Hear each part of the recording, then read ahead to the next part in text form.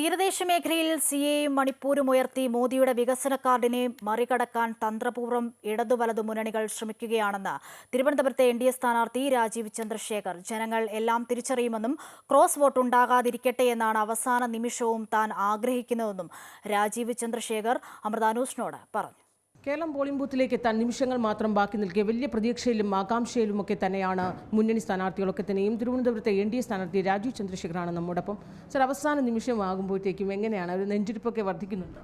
ഇല്ല, എനിക്ക് ഒരു നല്ലൊരു വിശ്വാസമുണ്ട്, ആത്മവിശ്വാസമുണ്ട്. ജനങ്ങൾ ഇവിടെ ഒരു 10-15 കൊല്ലമായിട്ട് ഇവിടെ ഒന്നും നടക്കുന്നില്ല, ഒരു കാര്യം നടക്കുന്നില്ല എന്ന് അവർക്ക് മതിയായിട്ടുണ്ട്, അവർ മടുത്തിരിക്കുന്നുണ്ട്. അതുകൊണ്ട് എല്ലാവർക്കും ഒരു മാറ്റം വേണം. ഇന്ത്യയിൽ നരേന്ദ്രമോദി ചെയ്യുന്ന പണിയും അതിൻ്റെ പുരോഗതി വികസനത്തിൻ്റെ അതിൻ്റെ ഒരു എഫക്റ്റും തൊഴിലും ഇൻവെസ്റ്റ്മെൻറ്റ്സ് എല്ലാം ഇവിടെയും തിരുവനന്തപുരം കാണണം എന്നാണ് ജനങ്ങൾ പറയുന്നത്. അതുകൊണ്ട് എനിക്കൊരു വിശ്വാസമുണ്ട് നാളത്തെ ഇലക്ഷൻ ഒരു മാറ്റത്തിൻ്റെ ഒരു ഇലക്ഷൻ ആയിരിക്കും.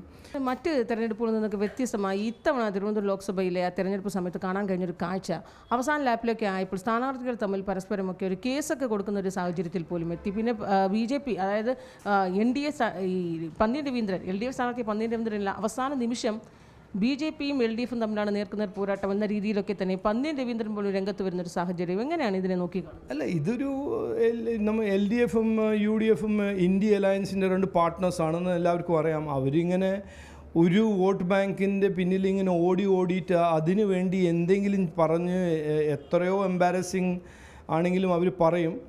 അതുകൊണ്ട് ഒരു ദിവസം UDF പറഞ്ഞു ഞങ്ങളാണ് കാൻഡിഡേറ്റ് NDAൻ്റെ എഗെയിൻസ്റ്റ്, മറ്റേ ദിവസം LDF പറഞ്ഞു. ഇത് ജനങ്ങളല്ല തീരുമാനിക്കേണ്ടത് ആരാണ് നമ്പർ 2 കാൻഡിഡേറ്റോ നമ്പർ 3 കാൻഡിഡേറ്റ്. അതുകൊണ്ട് അതെല്ലാം ഞാൻ എൻ്റെ റിക്വസ്റ്റ് അതെല്ലാം ഇഗ്നോർ ചെയ്യൂ. ഇതെല്ലാം പൊളിറ്റിക്കൽ ഒരു ഡ്രാമയാണ്, രാഷ്ട്രീയ നാടകമാണ്. അതെല്ലാം വിടൂ. ഇത് എല്ലാവർക്കും അറിയാം എന്താണ് അതിൻ്റെ ഇൻറ്റൻഷൻ. അത് പറഞ്ഞിട്ട് അവർ മുസ്ലിം വോട്ടിന് ഒരു വോട്ട് ബാങ്കായി നോക്കാനാണ് ശ്രമിക്കുന്നത്. മറ്റേത്, ഞാൻ ഇതുവരെ 4 മാർച്ച് മുതൽ ഇന്ന് വരെ ആരെയും പേഴ്സണൽ അറ്റാക്ക് ചെയ്തിട്ടില്ല. ഞാൻ പറഞ്ഞതാണ്, ഞാൻ അങ്ങനെ രാഷ്ട്രീയം ചെയ്യുന്ന ആളല്ല. എനിക്ക് അതിൽ ഒരു താല്പര്യമില്ല അങ്ങനെ ഒരു നെഗറ്റീവ് പോളിറ്റിക്സ് ചെയ്യാൻ. അതുകൊണ്ട് ഞാൻ ഒന്നും പറഞ്ഞിട്ടുമില്ല, ചെയ്തിട്ടുമില്ല. ഇത് തുടങ്ങിയത് നമ്മുടെ UDFൻ്റെ കാൻഡിഡേറ്റ് ഓരോന്ന് പറയുന്നു, നുണ പറഞ്ഞാലും ഞാൻ അങ്ങനെയൊന്നും റിയാക്ട് ചെയ്തില്ല. എൻ്റെ പേഴ്സണൽ ഇൻറ്റഗ്രിറ്റിയെ പറ്റി നുണ പറഞ്ഞപ്പോൾ ഞാൻ പറഞ്ഞു അതൊരു ട്രെസ്പാസിംഗ് ആണ്, അതിനെ ഞാൻ വിടില്ല.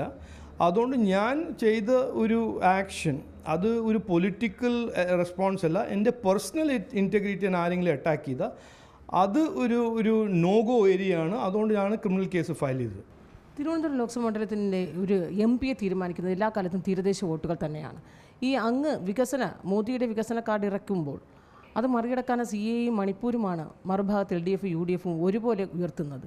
ഇതൊക്കെ മറികടക്കാൻ കഴിയുമെന്നൊരു പ്രതീക്ഷയോ ആ രീതിയിൽ ആത്മവിശ്വാസമൊക്കെ ഉണ്ട്.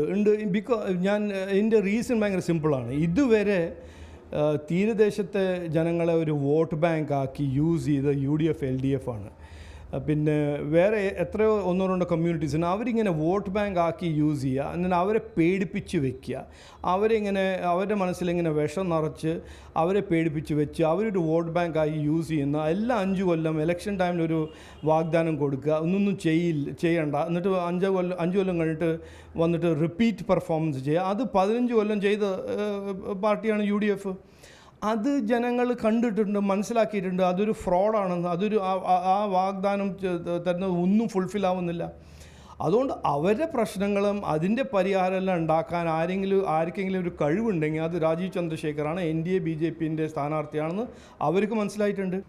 ക്രോസ് വോട്ടിംഗ് അങ്ങ് ഇപ്പോഴും ഭയക്കുന്നുണ്ട്? അല്ല, ഭയമല്ല. അത് ഇന്ത്യ അലയൻസിൻ്റെ 2 പാർട്ട്നേഴ്സ് ആകുമ്പോൾ അവർ എന്തും ചെയ്യും. അവർക്ക് അങ്ങനെ ഒരു ട്രൂ ഓപ്പോസിഷൻ പാർട്ടിയൊന്നും അല്ലല്ലോ. അത് നമുക്ക് കാണാം, നാളെ നോക്കാം. അത് ഉണ്ടാവില്ല എന്നാണ് ഞാൻ വിശ്വസിക്കുന്നത്.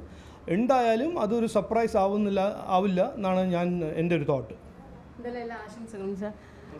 എന്തായാലും നിമിഷങ്ങൾ മാത്രം ഇനി കേരളം പോളിംഗ് ബൂത്തിലെത്താൻ അവശേഷിക്കെ വലിയ ആത്മവിശ്വാസത്തിലും തികഞ്ഞ പ്രതീക്ഷയിലുമൊക്കെ തന്നെയാണ് മുന്നണി സ്ഥാനാർത്ഥികളൊക്കെ തന്നെയും. ക്യാമറാമാൻ സുൽകുമാറിനൊപ്പം ആൻഫിലി ഡിസൂസ.